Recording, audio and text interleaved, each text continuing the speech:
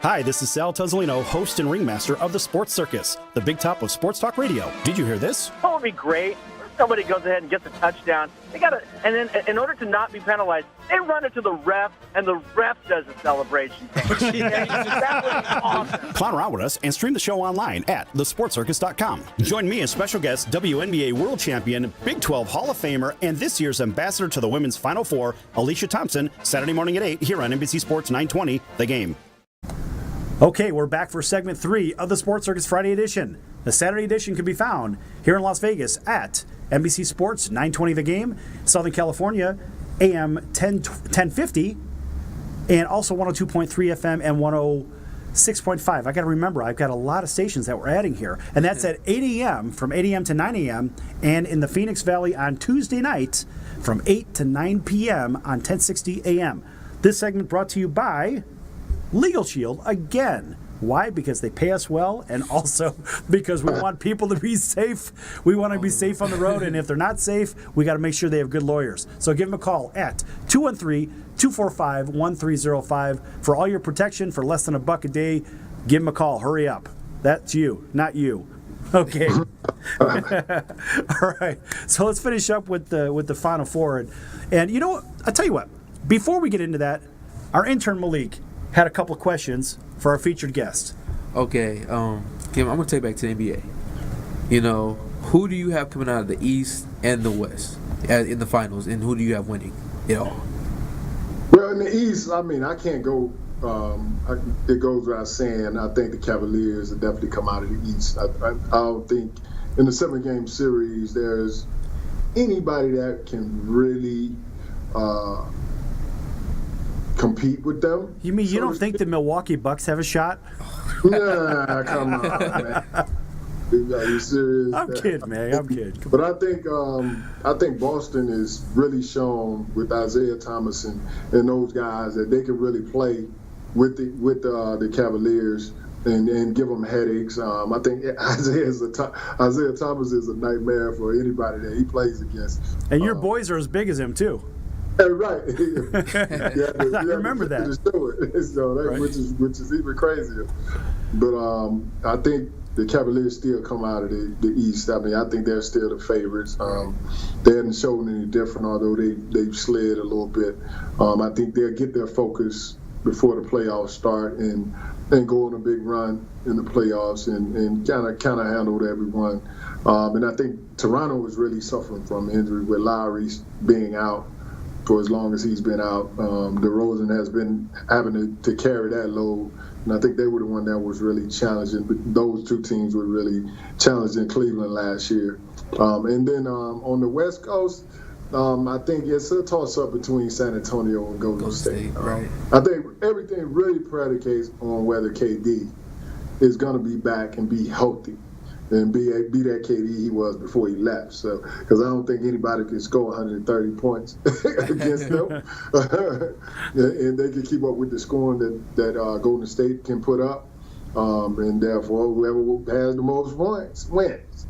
And I feel like that they would definitely be that best coming out of the West. But I think if KD is not there, I think San Antonio might sneak in there and get into the finals with Kawhi playing the way he's playing and having the veterans over there with Paul Gasol and Marcus Aldridge and all my guys and Ginobili and all those guys that have been there so many times. I think they're definitely a nightmare for Golden State in the box. And yeah, you got some trees over there. What anybody says, that game is still one in the paint. If you can't get easy scores in the playoffs, you will lose. And if you can't defend your paint, you will lose. So I think that's where Pop stuck with the old school and bringing the two bigs in with the Marcus Aldridge and Paul Gasol. And it showed in those few games that they actually played against Golden State. They were able to dominate them in the box and win games. So I think that'll be the battle in the West. Okay, and my next question is kind of debatable. Well, who wins it? Oh, yeah. You forgot to answer that. Yeah. We're going to re-air this on NBC so everybody can hear it. I got the West winning it this year. San Antonio, Golden State. One of those. All right. It's understandable. All right, my next question. It's a bummer. Don't never qualify your question. No. It's kind of like. Just ask it. It's okay.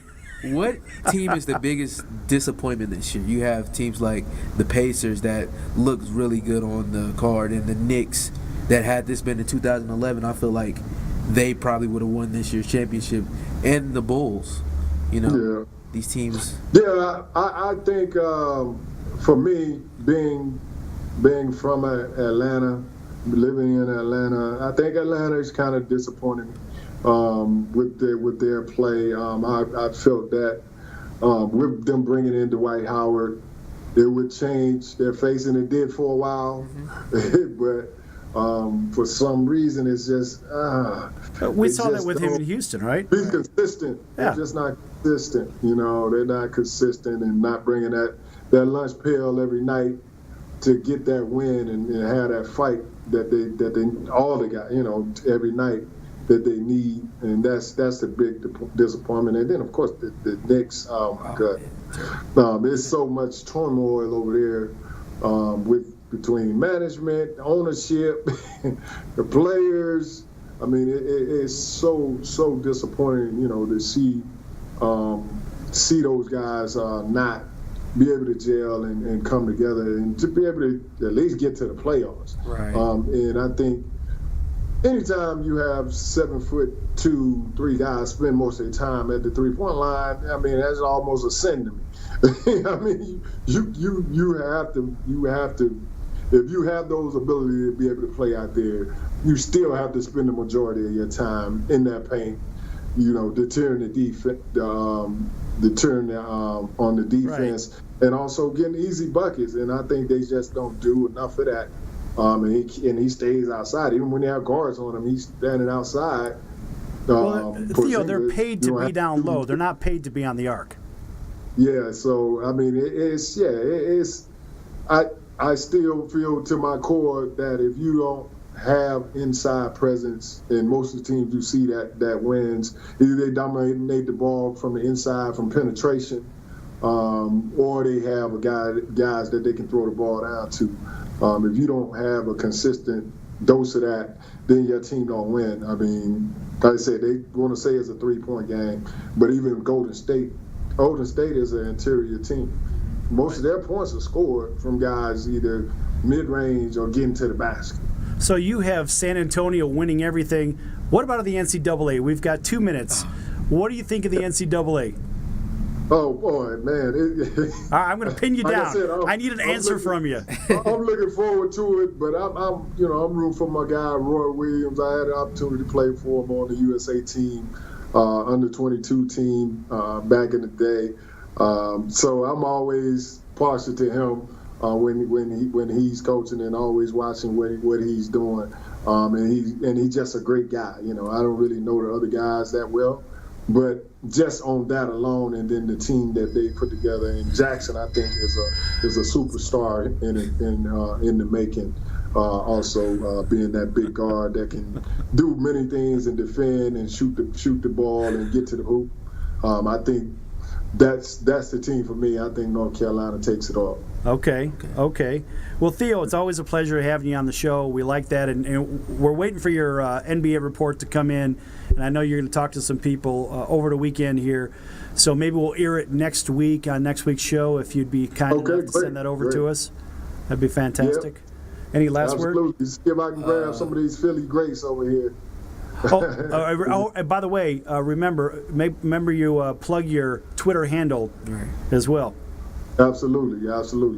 Shot Blocker 42. Always in the building. Always trying to just because he's so big. Give all the knowledge I can about the game and enjoy Sports Circus. With my big man, Big Sal. Boom. Well, Theo, again, it's always a pleasure. And we'll make sure that we get you in here again next week at the same time and everything, okay? Yes, thank you. All right, buddy. Great meeting, man.